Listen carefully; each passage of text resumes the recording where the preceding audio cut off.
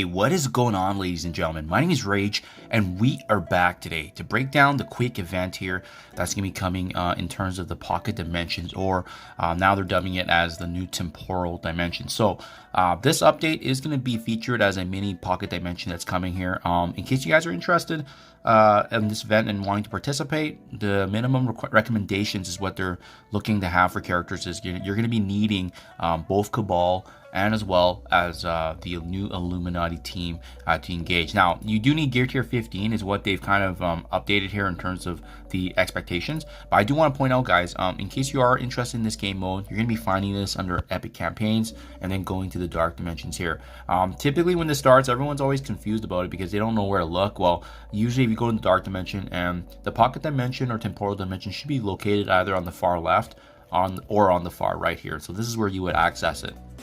Now, back to those team requirements in terms of the recommendations, right? Most of us probably would have already had Cabal already built up here. So Namor, Iron Patriot, and Leader. There was a Temporal Dimensions before, so we were able to take advantage of that. Now, what's different about this one is that there's going to be 25 nodes in total.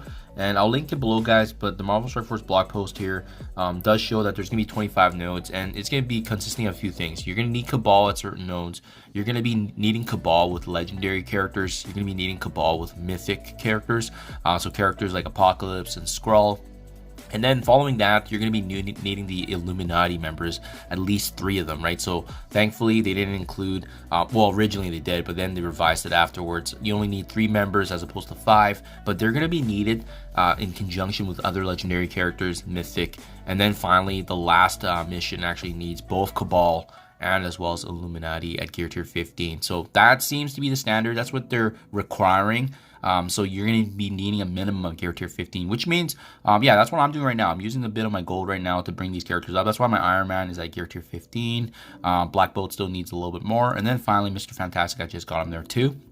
Now, thankfully, I also have Black Panther Shuri because I actually was able to unlock her with her Power Core Orb. So I just got lucky there. But I do want to talk about some quick tips and tricks for using this Illuminati team, folks. If you do not have any of the other Illuminati characters and you only have these 3, well, there's a couple of things that you should be upgrading for these 3 characters to make sure that you're going to be flowing pretty smoothly through the nodes here. Hopefully, they also scaled it back down or try to adjust it as best as they can to these 3 characters, because otherwise, you know, with them being the least impactful out of the 6 members on this team, it's going to be very interesting to see how this plays out. First and foremost, I think Iron Man here is probably going to be either the highest damage dealer or the second highest, just because of what he brings to the table. So there's some certain things you should be aware of, right? I think Raid or ISO 8 is going to be big because it's going to give him some additional damage, obviously, right? But a big one here for sure is his special. Just him being able to prolong the negative effects by 1 for each target is going to be pretty notable. He does get some bonuses for Bionic Avengers, but we won't have that bonus there. And then I like this attack because it is unavoidable and can't be blocked, so that's gonna be nice. Just some nice scaling damage to the Raider ISO 8, and also extending negative conditions I think is big. Contemplate on doing this one because, to be honest, this is a nice notable increase here, but this is his big ultimate where he bursts down the primary target for 600% damage. As you can see, he gets a lot of buffs here. He gets a lot of bonuses from raids, obviously, but he does still generate ability energy for Illuminati allies. So this is a big one because you're going to be giving your Illuminati teammates more energy back. And then as well, if he does have 3 or more Bionic or Illuminati allies, this attack can't be blocked or dodged. So obviously it doesn't apply in this case if you only have 3 characters. But yeah, I'm hesitating on this one because of the fact that it's still some T4s that we may or may not need to utilize, and maybe you don't need that extra uptick. And then finally, the passive is pretty nice, guys. I would say getting the T4 on the passive here is pretty notable because you're getting additional crit chance and additional crit damage, which scales with the Raider ISO 8, right? And as you can see, what I like about this passive is that on spawn, when we are going to be able to play this out with the other Illuminati allies, he does grant defense up for himself and all the allies on his team. He also gives additional damage, gets additional damage for each ally on his team if they're noted as the said partners.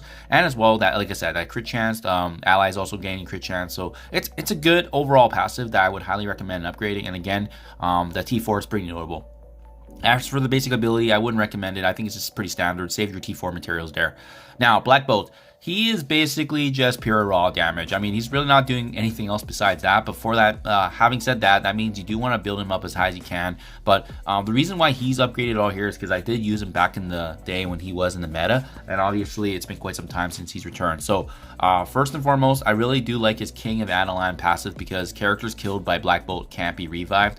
And if you're doing the T4, he gets an extra increase there in damage. He does 200% damage to villain tech. You never know if you're up against characters like Ultron. And as well, 20% max HP increase for himself, and as well the Inhuman allies. And I'm wondering, yeah, and Illuminati does get that extra resistance and as well as the health boost. So that's very notable. And you see only in Crucible they actually get those bonuses though, unfortunately. So just something to be mindful of there. But what's nice is with this ability, enemy summons, they apply disruption and they clear 3 positives. So he's going to be constantly, haggling those new summon characters if there's any.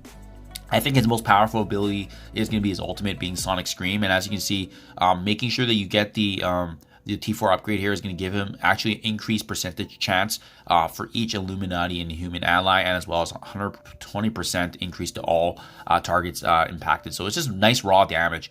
So definitely, if you guys want to pivot over here to Raider for him, you can definitely potentially increase his burst outtake. But I do think an ISO 8 Striker is very, very good on Black Bolt just because of his damage, and he's going to be pure raw damage. And then the special, nothing crazy. It's just an ability, but it's unavoidable when it can't be blocked. And as well, again, just pure raw damage. Same with his basic ability. What's nice about his basic is that he does actually flip negatives on himself, but he does use the basic here. So this is one that you may want to potentially consider T4ing because of that. And he also does clear positive effects on his enemies too. So he flips and he clears. It's a nice basic ability for sure. That's why I do think he has value across all the board with the T4 upgrades respectively. And then lastly, Mr. Fantastic, to be honest, I think he's kind of the glue in the team. He's going to be a little bit of that utility kind of aspect, and that's why I do have a couple recommendations here. But first, if you guys don't have it built up too high, I think Skirmisher ISO 8 does make the most sense because he's going to be granting the assist. He's going to be having that chance to actually strip away buffs from the team too. You always need to have someone like that on the team just to make sure that you have some consistent control. But firstly, his special ability, I do like this upgrade here because it guarantees the stun, right? T4 here on level 7, make sure that he always applies a stun with some nice additional damage there. He's not going to be a main damage dealer, but it's nice that he gets that little extra crowd controlling aspect that we may need for this limited time team.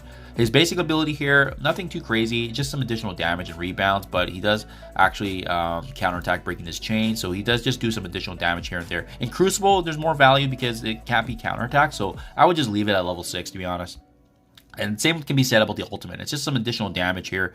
He does clear defense up on primary targets and most injured when he uses the ultimate, and it's a low cooldown. But and as well, if he has any Illuminati allies, he does clear defense up on all enemies and then attack the enemies for percentage damage. So that's kind of nice for sure. And then it does piercing as well. If you guys want to scale more, Raider ISO 8 could be very potential, but this tackle already does extra focus and can't be blocked, so it's pretty nice. And then in Crucible, obviously unavoidable. So it's some nice extra uptake if you think you need the damage, but I left it because you can always save the T4s. And then finally, I really appreciate his passive because on his turn and each Fantastic Four at Illuminati, he does apply assist now to himself, so he's always going to be assisting. That's why it's nice to have him as a skirmisher, because he's going to be landing that, stripping debuffs and so forth. So that's why it's really nice, and also clearing blind on that ally if it's applied as well. Finally, he does clear positive effects from random enemies that do have a positive effect. So having a skirmisher is going to make sure it's consistent, in addition to granting himself more focus, obviously giving the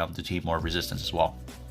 So there you guys have it. I do recommend this upgrade. Those are the respective upgrades right now that I would do for Illuminati if you have those stream members. But yeah, we'll see how it goes today, guys. We get some time. I'll get some footage out. But yeah, overall, it should look fairly reasonable based on what we've seen with the last time they tuned up a temporal pocket dimension similar to this with Cabal. So I'll keep you guys up to date. Hopefully this helps you guys out. Thank you for your time as always, and I'll catch you guys in the next one.